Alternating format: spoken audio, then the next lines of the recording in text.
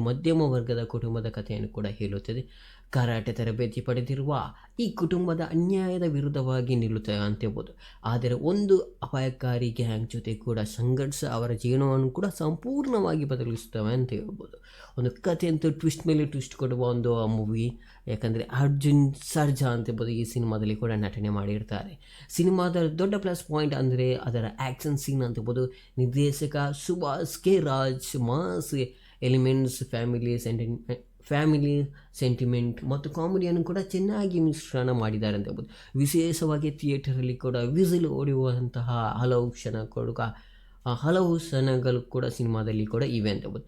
ಅರ್ಜುನ್ ಸರ್ಜಾ ತಮ್ಮ ಹಳೆಯ action king ಇಮೇಜಿಗೆ ತಕ್ಕಂತೆ ಅದ್ಭುತವಾಗಿ ನಟಿಸಿದ್ದಾರೆ ಅಂತ ಹೇಳ್ಬೋದು. ಜೊತೆಗೆ ಪ್ರೀತಿ ಮುಖಂದ ಅವರ ಪಾತ್ರ ಕೂಡ ಗಮನ ಸೆಳೆಯುತ್ತದೆ ಅಂತ ಹೇಳ್ಬೋದು.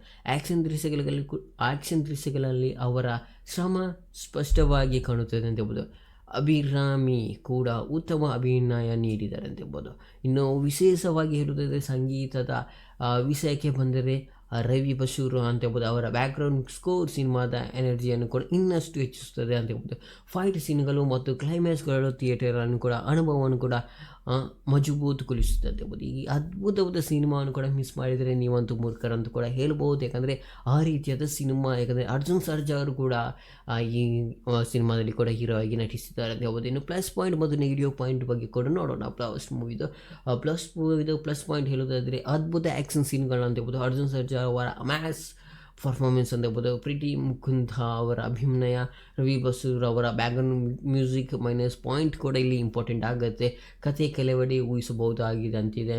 ಎರಡನೇ ಭಾಗದಲ್ಲಿ ಸ್ವಲ್ಪ ಅನುಭವ ಅಂತ ಹೇಳ್ಬೋದು. ಎರಡನೇ ಭಾಗ ಸ್ವಲ್ಪ ಎಳೆದಂಗೆ ಆಗುತ್ತೆ ಅಂತ ಹೇಳ್ಬೋದು. ಕೆಲವು ಪಾತ್ರಗಳಿಗೆ ಹೆಚ್ಚು ಸ್ಕ್ರೀನ್ ಟೈಮ್ ಬೇಕಿದೆ ಅಂತ ಹೇಳ್ಬೋದು. ಕೆಲವು ಪಾತ್ರಗಳಿಗೆ ಅವ್ರಿಗೆ ಸ್ಕ್ರೀನ್ ಟೈಮ್ ಕೊಟ್ಟಿಲ್ಲ, ಹಂಗಾಗಿ ಸ್ವಲ್ಪ ಬೇಜಾರಾಗ್ಬೋದು. ಒಟ್ಟಿನಲ್ಲಿ ಬ್ಲಾಸ್ಟ್ ಒಂದು ಮಾಸ್ ಫ್ಯಾಮಿಲಿ ಆ್ಯಕ್ಷನ್ ಎಂಟರ್ಟೈನರ್ ಅಂತ ಹೇಳ್ಬೋದು.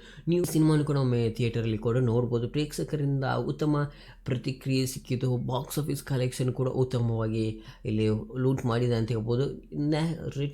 ರೇಟಿಂಗ್ ಪ್ಲಸ್ ಮೂವಿಯ ರೇಟಿಂಗ್ ಬಗ್ಗೆ ಕೂಡ ನೋಡೋದಾದರೆ 5ರಲ್ಲಿ 4 ರೇಟಿಂಗ್ ಕೂಡ ಕೊಡಲು ಇಚ್ಛಿಸ್ತೇನೆ. ನೀವು ಮೂವಿ ಇಷ್ಟ ಆದರೆ ಲೈಕ್ ಮಾಡಿದ್ರ ಜೊತೆ ಸಬ್ಸ್ಕ್ರೈಬ್ ಕೂಡ ಮಾಡ್ಕೊಳ್ಳಿ. ಇದೇ ರೀತಿ ನಮ್ಮ ಚಾನಲ್ಗೆ ಮೂವಿಯ ರಿಲೇಟೆಡ್ ಆಗಿ ಕಂಟೆಂಟ್ ಕೂಡ ಅಪ್ಲೋಡ್ ಆಗ್ತಾ ಇರುತ್ತೆ, ನೀವು ಕೂಡ ನೋಡಿ.